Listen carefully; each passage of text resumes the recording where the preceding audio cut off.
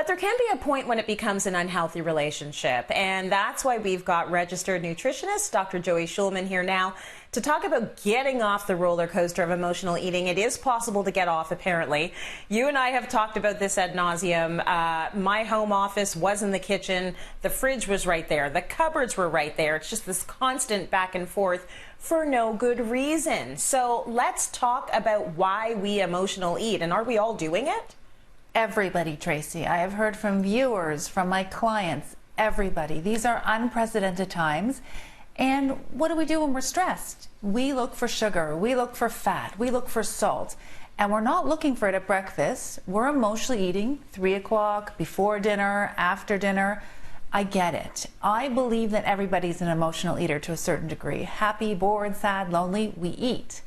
The only thing is that food doesn't affect us just physically. It affects us emotionally too. So if you've had to dive into the gummy bears a couple times or the chips a couple times, honestly, guys, no big deal. Dust off your knees. Let's get back to life. But if we continually do that, it will affect mood. And it makes us feel inflamed. Like, forget about weight gain for a second. It just doesn't make you feel good. And everything we can do for self-care right now is really, really important.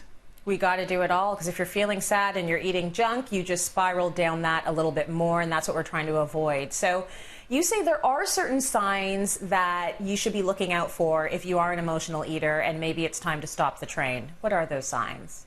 For sure. If these signs become a daily habit, you sort of want to pay attention to that. So for example, if you're eating when you're full, if you're continually thinking, oh, I need to lose weight, and you reset the next day, or you think, I'm going to starve myself for a day or two because I've had a full food binge. If you are food binging, so if you're eating a row or two of cookies instead of 1 or 2 cookies, you're not really hungry. You're actually binging to self-soothe.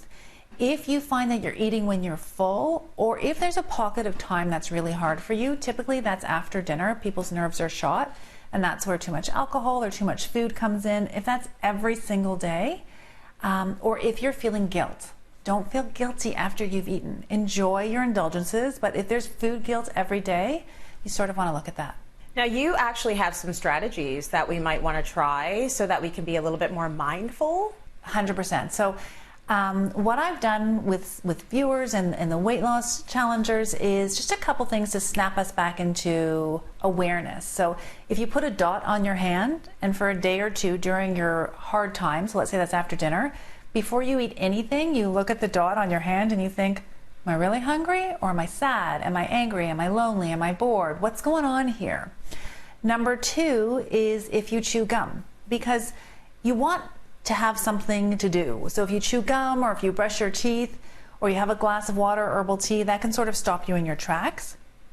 I'm actually an emotional eater. You can ask my husband. When I'm stressed, I eat, but I keep sort of free foods around, so like baby carrots or cucumbers or little apple sauces that are unsweetened, or frozen grapes or mangoes, so I do have something to grab. And if you're actually hungry, not emotionally hungry, physically hungry, then yeah, go for some protein, have some fat, so turkey slices, almonds, walnuts, fill yourself up. But it's got to be for hunger, and that is the difference, right, between emotional eating and actually eating to fuel your body. So we love your tips. Dr. Joey, thank you so much for that.